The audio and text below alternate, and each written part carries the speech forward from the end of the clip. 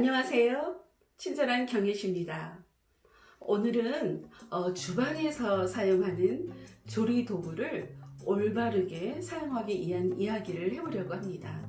물론 다 알고 계시는 이야기들이긴 하지만 그래도 다시 한번 경각심을 갖자라는 의미에서 제가 오늘 이 영상을 준비했어요.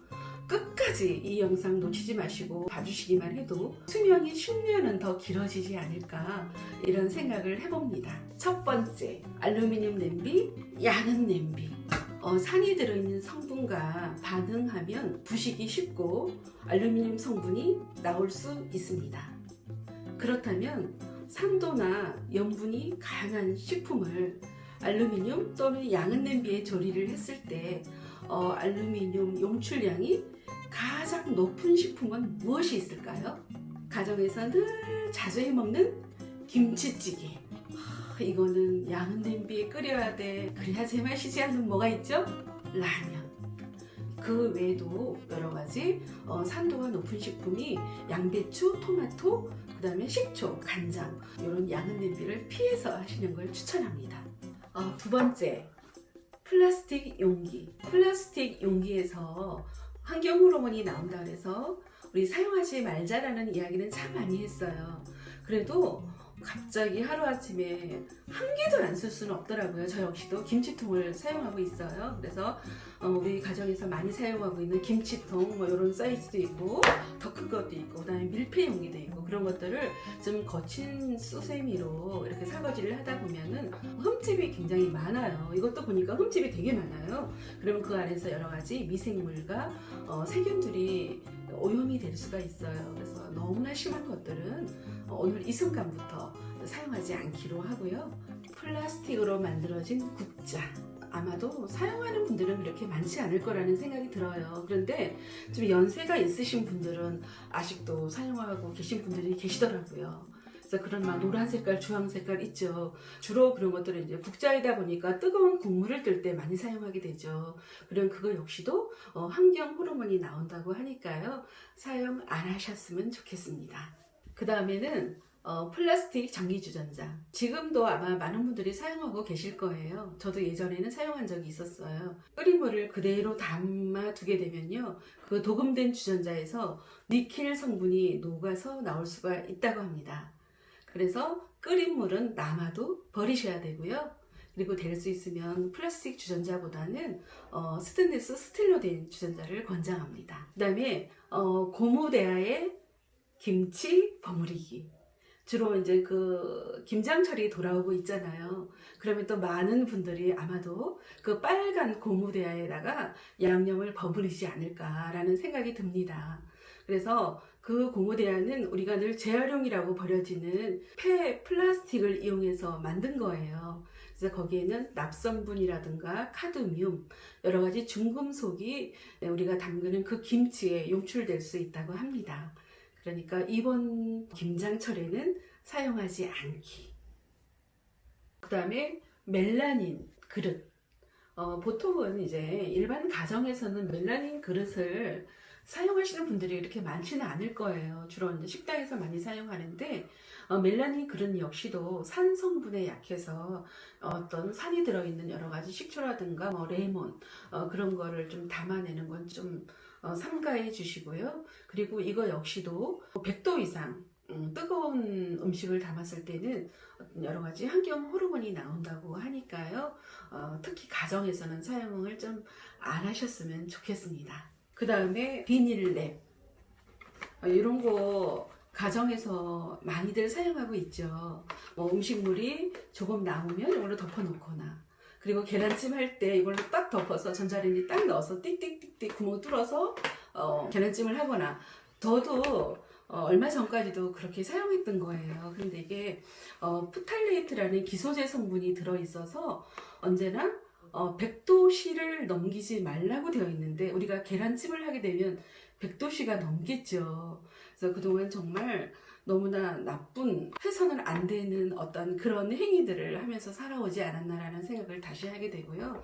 그리고 그 프탈레이트라는 그 성분이 뭔가 봤더니 그 우리가 플라스틱을 부드럽게 하는 그런 성분이 들어있다고 해요. 그래서 보통 아이들이 사용하고 있는 풍선이라든가 어린 아이들이 주로 가지고 놀고 있는 그런 공종류 그런 거에 이 프탈레이트 성분이 많이 들어있다고 합니다.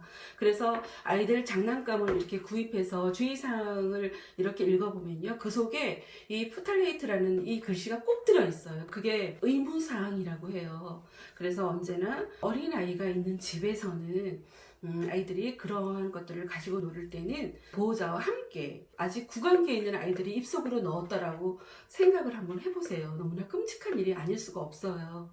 그래서 우리 가정에서도 될 수 있으면, 저는 지금은 이 랩을 사용하고 있지는 않아요. 실리콘 재질로 뚜껑 딱 할 수 있는 것들도 많이 나오고 있고, 그리고 굳이 랩으로 뒤집어 씌워놓지 않아도 작은 유리 용기를 이용해서 담아 놓으면 되니까요. 그래서 이런 것들도 될 수 있으면 좀 사용을 좀 금하는 걸로 생각하셨으면 좋겠습니다. 그 다음에 이제 후라이팬 이야기를 해볼게요. 후라이팬을 사용하지 않는 가정은 한 가정도 없을 거예요. 그쵸? 정말 이렇게 사용하다 보면요, 좀 이렇게 흠집이 굉장히 쉽게 생겨요. 그러면 흠집이 있는 후라이팬을 사용하게 되면은 어떤 중금속이나 여러 가지 우리 몸에 해로운 유해 성분이 많이 나온다는 사실은 다들 아실 겁니다. 그럼에도 많은 분들이 흠집이 생겼는데도 사용하시는 분들이 굉장히 많으세요. 저도 이거 지금까지 사용하는 후라이팬인데 이렇게 보니까요, 흠집이 굉장히 많아요. 그래서 이거 이제 지금 버리려고 생각을 하고 있고요. 그리고 제가 이제 몇십 년 동안 주부 생활을 하면서 이것도 팁이라면 팁일 거예요. 그래서 후라이팬을 구입을 하실 때 후라이팬도 정말 가격이 천차만별이죠. 뭐 저렴한 거는 뭐 5,000원짜리도 있어요. 5,000원짜리도 있고 뭐 몇십만 원짜리도 있고. 그래서 제가 정말 몇 천 원짜리부터 시작해서 몇십만 원짜리까지도 정말 써봤어요. 비싼 후라이팬 쓰면은 몇 년 쓰겠지 싶어서 딸내미들 시집 보낼 때도 정말 좋은 거 사서 보내고, 써보니까요, 후라이팬은 비싼 거나 저렴한 거나 사용 기간은 똑같은 것 같아요. 네, 10만 원 주고 사서 사용해보니 역시 길어봤자 1년 미만. 그리고 10,000원짜리를 사서 써보니까 그것도 역시 1년 미만. 길게 쓰면 1년, 짧게 쓰면 보통 6개월들. 이렇게 사용하다 보면 우리도 모르게 이렇게 흠집이 많이 생겨요. 그래서 흠집이 있는 프라이팬을 많은 분들이 아깝다고 버리지 못하고 사용하고 있거든요. 그러면 여기에는 여러 가지 중금속이라든가 우리 몸에 해로운 유해 성분이 나와서 우리 건강을 또 해친다라는 거죠. 그래서 될 수 있으면 이 아니라 절대 사용해서는 안 되는 거예요. 또 팁을 드리자면 절대 가벼운 거를 쓰지 마시라는 거예요. 가벼운 거는 굉장히 위험해요. 기름을 이렇게 두르고 요리를 하다 보면 너무 가벼우면 안정감이 없어서 이렇게 쓰러질 수도 있어요. 어느 정도 무게감이 있어야 되고, 그리고 너무 비싼 게 아니어도, 왜냐하면 후라이팬은 자주 바꿔야 되기 때문에, 정말 이건 소모품이기 때문에 자주 바꿔야 되기 때문에 너무 비싼 것도 아니고, 그리고 후라이팬이 스테인리스 스틸이 아닌 거 그 나머지는 전부 다 코팅 후라이팬이라고 이야기할 수 있어요. 그래서 다 뭐 좋다고 해도 거기서 거긴 거예요. 그러니까 너무 비싼 거 아니고 적당한 걸 사용해서 자주 바꾸는 거, 그렇게 하시고요. 그리고 저도 이제 요것 이제 지금 쓰고 있지 않거든요. 그래서 제가 오늘 이 영상 찍으면서 보여드리려고 이렇게 가지고 있는 건데요. 저는 요걸 또 어떻게 재활용을 하냐면, 요 손잡이를 떼어내요. 떼어내고 요거를 화분 받침으로 쓰고 있어요. 지금 현재도 발코니에 있는 여러 가지 다육이들, 다육식물들 조그마한 거 있잖아요. 걔네들을 옹기종기 모아서 이제 물 줄 때도 하나하나 들고 가면은 시간 걸리니까 여기다가 담아서 이제 물 주기도 편하고, 또는 화분 받침으로 사용해도 되고. 왜냐면 여기만 코팅이 벗겨졌을 뿐 주변은 굉장히 깨끗하잖아요. 그래서 그런 방법으로도 사용하셔도 된다라는 거예요. 마지막으로 나무 그릇.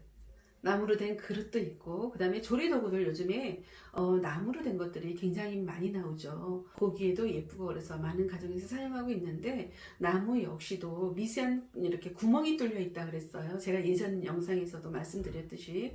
그래서 그 안에 여러 가지 음식물들이 흡착될 수 있고, 또 깨끗하게 세척이 안 되다 보면 그 안에서 또 많은 세균들이 번식할 수 있다고 했습니다. 폐재로 또 설거지를 하다 보면은 깨끗하게 헹궈지지 않는다고 하니까요. 많은 보고에 의하면 우리가 1년 동안 먹는, 우리가 흡입하는 세제가 소주잔으로 한 잔 반을 먹는다라고 해요. 될 수 있으면 세제를 직접 묻히기보다는 세제를 약하게 푼 물에다가 스펀지에다가 세제를 탄 물을 이렇게 적셔서 빨리 닦은 다음에, 빨리 5초 안에 닦은 다음에 오래도록 적어도 10초 이상 잘 헹궈서 통풍이 잘 되는 곳에서 잘 말려서 사용하게 되면은 안전하게 사용할 수 있다고 합니다.